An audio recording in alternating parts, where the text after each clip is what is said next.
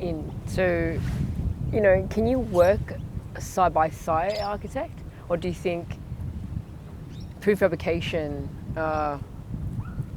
is a concept of its own?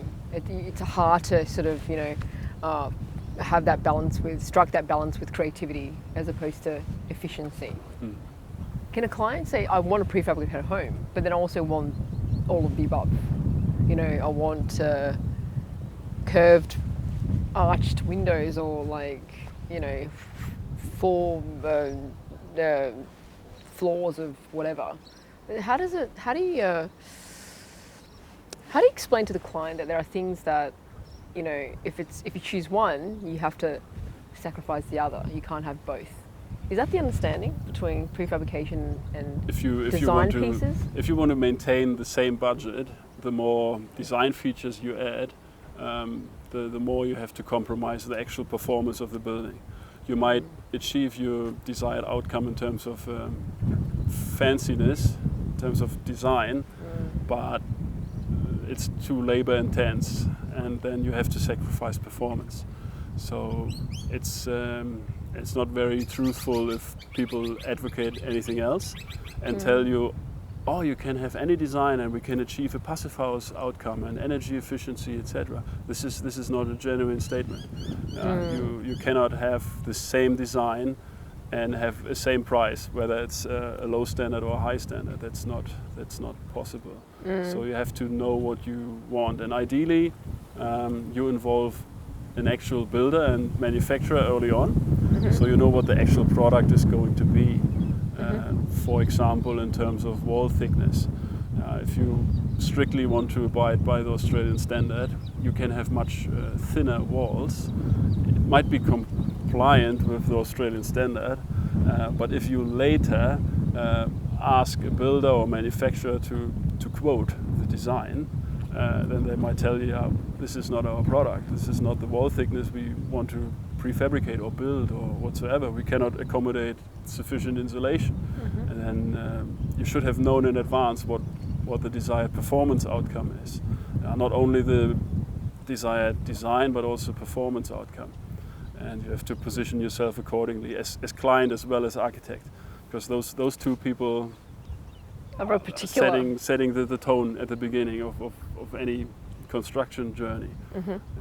Let's talk about unfortunately not the most knowledgeable with regards to technical understanding.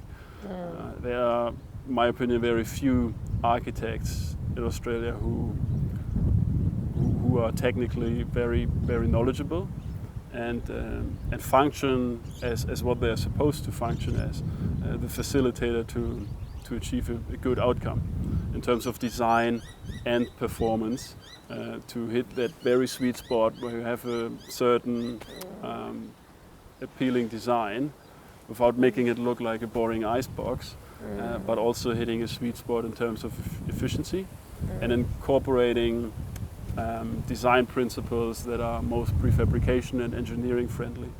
Now you mentioned passive house, which is a standard, right? Sort of a regulation in Germany? It's a passive house is a performance standard. It's not mandated in Germany. The climate is way too cold in Germany to make it financially feasible for everyone who builds a house to achieve a passive house certification. But it is pretty much the highest performance standard on the planet, because the principle is to build a building that doesn't require any energy. Basically have an energy bill of $0, because it's sufficiently insulated, and with little energy, like from solar panels, you can already cover the energy needs of the building without buying excessive amounts of electricity to maintain an air conditioner or heating system. So that's the idea of a passive house, to promote excellent thermal performance, thermal comfort, sustainability, etc. And to promote affordability and sustainability. There are passive house principles that can be applied to any building and should be applied to any building, like sufficient insulation, airtightness,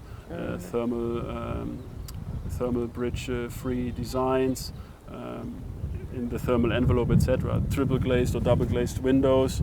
So there are a lot of things you can do to enhance the thermal performance of a building and prevent unhealthy living environments that facilitate mold and condensation. So this should be prevented by all costs. Yeah. And the Australian standard is not good enough at present to avoid those kind of conditions. And for me, it's upsetting to know that in such a mild climate as in Australia, it would be very easy to achieve a high thermal performance and health, and yet it's not done. It's not promoted. It's a choice. It shouldn't be a choice. It should be a mandate. So you have to build healthy. Once you have this minimum healthy and energy efficient standard, then you can go wild about fanciness. And Australians have too much choice in that regard. What's the percentage of people in Germany that choose prefabricated homes? Do they publish these kind of information? Is it highly promoted? It's implicit to prefabricate anything that can be prefabricated. It makes no sense to actually do any labor on site if it can be avoided. I have participated in projects and prefabricated bridges, treetop walks, the most impressive designs.